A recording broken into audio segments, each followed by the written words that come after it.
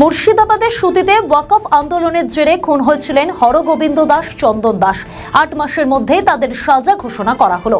এটা নিয়ে press conference করলেন পুলিশ আধিকারিকরা। এই নিয়ে কি বললেন তারা শুনুন। আপনারা জানেন যে গত 12 এপ্রিল জঙ্গিপুর পুলিশ জেলার শামশেরগঞ্জ থানার অন্তর্গত জাফরাবাদ গ্রামে হরগোবিন্দ দাস এবং চন্দন দাস, যারা সম্পর্কে বাবা এবং ছেলে, তাদের বাড়িতে ঢুকে একদল দুষ্কৃতী বাবা এবং ছেলেকে নৃশংসভাবে কুপিয়ে খুন করে। এই ঘটনা আপনারা জানেন। ঘটনা ঘটেছিল 12 এপ্রিল এই বছরে।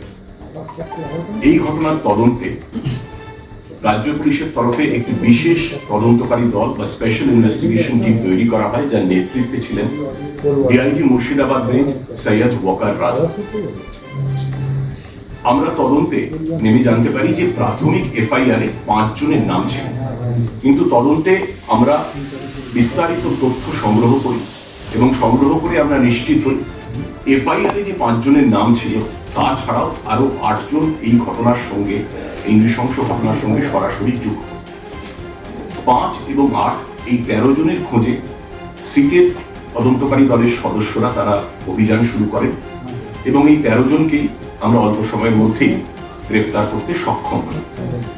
এরা পলাতক ছিলেন। এদের রাজ্যে এবং রাজ্যের বাইরের বিভিন্ন জায়গায় রেড করে আমরা ধরি। ওড়িশাতে রেড করা হয় ঝাড়সুগুড়া, ঝাড়খণ্ডের পাকুড়, বীরভূমের পাইকার, হাওড়ার বিভিন্ন এলাকা, হাওড়া কমিশনারেট এবং হাওড়া রুরাল এলাকা, ফারাক্কা এবং মুর্শিদাবাদ এবং জঙ্গিপুর, এই 2 জায়গার বিভিন্ন প্রান্ত থেকে আমরা এই 13 জনকে গ্রেফতার করি। 56 দিনের মধ্যে তদন্তকারী অফিসার তদন্ত শেষ করে চার্জশিট জমা করেন আদালতে এবং বিচার শুরু হয়।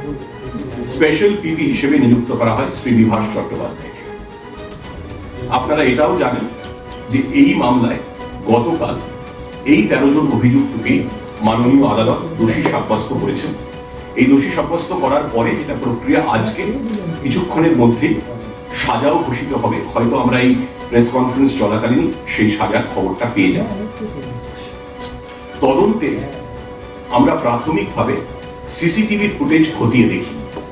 সিসিটিভি ফুটেজে আমরা অভিযুক্তদের, যাদের আমরা গ্রেফতার করেছি, তাদের চলাফেরা, তার নির্দিষ্ট আমরা ফুটেজ পাই এবং তারপরে আমরা যখন চার্জশিট জমা দিই, আমরা অভিযুক্তদের প্রত্যেকে, যাদের আমরা গ্রেফতার করি, তাদের প্রত্যেকের মোবাইলের টাওয়ার লোকেশন সংগ্রহ করে তারপর সেটা গুগল ম্যাপের সাহায্যে প্লটিং করে আদালতে পেশ করি, যাতে ঘটনার দিন, ঘটনাস্থলে সংশ্লিষ্ট সময় অভিযুক্ত ব্যক্তিদের উপস্থিতি, তাদের প্রবেশ এবং প্রস্থান সংশয়াতীতভাবে প্রমাণিত হয়।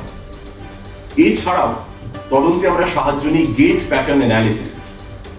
আমরা সবাই জানি যে আমাদের প্রত্যেকে চলার, হাঁটার একটা নির্দিষ্ট গতি আছে, একটা নির্দিষ্ট ছন্দ আছে, একটা নির্দিষ্ট ভঙ্গি আছে, যাকে আমরা পরিভাষায় বলি গেট প্যাটার্ন। আমরা এই গেট প্যাটার্ন অ্যানালিসিসের সাহায্য নিই ফরেনসিক বিশেষজ্ঞদের মাধ্যমে। আমরা সিসিটিভি ফুটেজে অভিযুক্তদের ঘটনাস্থলের আশেপাশে চলাফেরা, হাঁটা চলা, ঘরের মধ্যে ঢোকা, বেরোনো, আমাদের ভিডিও ভালো লাগলে লাইক ও শেয়ার করুন। কমেন্ট সেকশনে আপনাদের মতামত জানান। আরও ভিডিও পেতে আমাদের চ্যানেলটিকে সাবস্ক্রাইব করুন এবং প্রতি মুহূর্তে খবরের আপডেট পেতে প্রেস করুন বেল আইকন।